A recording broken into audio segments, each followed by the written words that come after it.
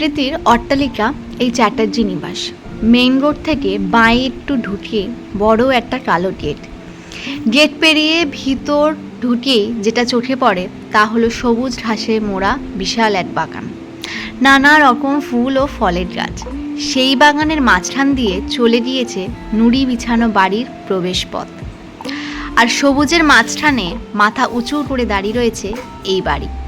এটি শুধুমাত্র একটি বাড়ি নয়, সৈকতবাবু আর বৈশাখী দেবীর ভালোবাসা দিয়ে গড়ে তোলা শান্তির আলয়।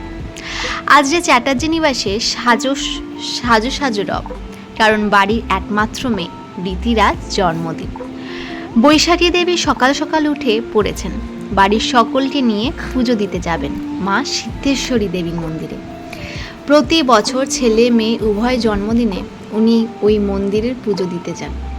পুজো দিয়ে মন্দিরে চত্বরের সকলকে নিজের হাতে ভোজন করান। খিচুড়ি, পাঁচমিশালি সবজি, 5 রকম ভাজা, চাটনি, পায়েস, মিষ্টি। বৈশাখী দেবী বিশ্বাস করেন যে মানুষের মুখে হাসি ফোটানোর চেয়ে পুণ্যের কাজ অন্য কিছুই হতে পারে না। তিনি চান সকলের আশীর্বাদ যেন তার ছেলে মেয়ের জীবনে পাথেই হয়ে উঠুক। বৈশাখী দেবী স্নান সেরে ঘরে ঢোকেন, বিছানার দিকে তাকিয়ে বলে ওঠেন, এই যে উঠে পড়ুন, 7টা বেজে গেছে, মন্দিরে যেতে হবে, আজ অনেক কাজ আমার, তাড়াতাড়ি উঠে পড়ো। সৈকতবাবু আর মোড়া ভানলেন, হালকা হেসে বললেন, এই দেখো আমি উঠে পড়েছি, কিন্তু তোমার ভালোবাসায় ডাকে ঘুম না ভাঙলে মনে হয় যেন দিনটা বৃথা হয়ে গেল। বৈশাখী দেবী কপট রাত দেখিয়ে বললেন, থাক, অনেক ভালোবেসেছ, আর ভালোবাসা দেখাতে হবে না। ছেলে মেয়েদের বিয়ের বয়স হয়ে গেল আর ওনার ফাজলামি গেল না, বাজে লোক একটা। হঠাৎই দরজার অপর দিক থেকে মিষ্টি গলার স্বরে ভেসে আসে, মা, বাপি, আসবো? আমার লক্ষ্মী মা এসেছে নাকি? মায়ের এই কথা শুনে ঘরে প্রবেশ করলো 26 বছরের বয়সী রীতি।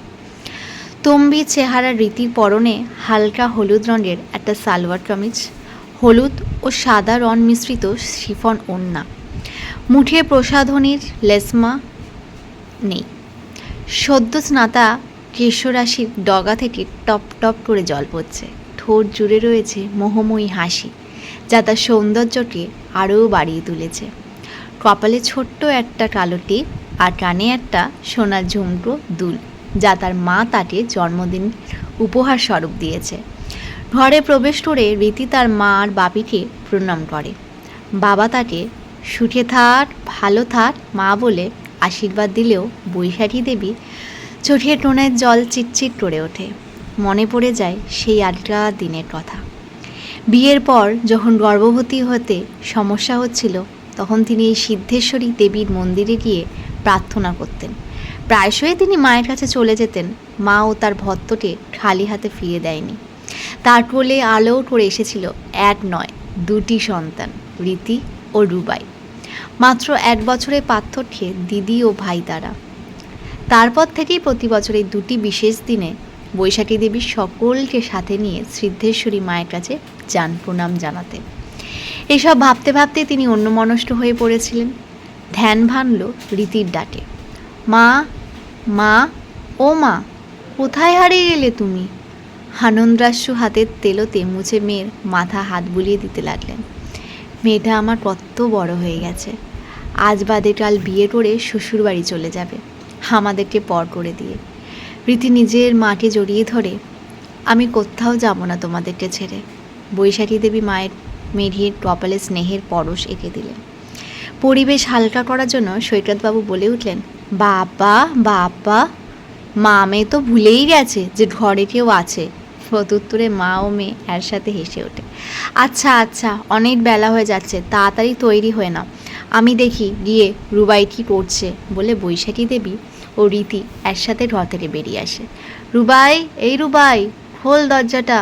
মায়ের সাথে সাথে রীতিও ডেকে ওঠে, ভাইয়া, এই ভাইয়া, উঠে পড়েছিস? 1 মিনিট দিদিয়া, উত্তরটা আসে ঘরের ভিতর থেকে। ঠিক 1 মিনিটের মধ্যেই দরজা খুলে বেরিয়ে আসে বাড়ির সব্বার আদরের রুবাই। বছর 25-এর ময়ূর, এক কথায় সত্যি সুপুরুষ।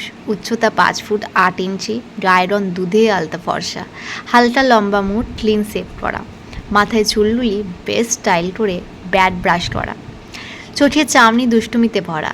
আজ সে নিজের দিদিয়ার সাথে ম্যাচ করে হলুদ পাঞ্জাবি ও সাদা পাজামা পরেছে, হাতে ব্ল্যাক কালার ডিজিটাল ওয়াচ, পায়ে স্যান্ডেল। হ্যাপি বার্থডে দিদিয়া, খুব খুব খুব ভালো থাকিস, জড়িয়ে ধরে রুবাইতা দিদিয়াকে। বৈশাখী দেবীর মনটা জুড়িয়ে যায় দিদি ভাইয়ের অপার ভালোবাসা দেখলে। সৈকতবাবু রেডি হয়ে এসে এই দৃশ্যে দেখে মুচকি হেসে ওঠে। বৌদিমণি, পুজোর সব জিনিস আমি গাড়িতে তুলে দিয়েছি, বাড়ির পরিচালিকা মালতী বলে ওঠে। চলো চলো সবাই, এবারে জলদি জলদি পৌঁছাতে হবে আমাদের। এই বলে রুবাই গাড়ির চাবি হাতে বাইরে বেরিয়ে আসে। সবাই একসাথে গাড়িতে উঠে বসতেই তার গন্তব্যের উদ্দেশ্যে রওনা দিল। আপনাদের যদি এই পর্বটি ভালো লেগে থাকে তাহলে আমরা আসছি আবার নেক্সট পর্ব নিয়ে। সঙ্গে থাকুন, পাশে থাকুন। ধন্যবাদ।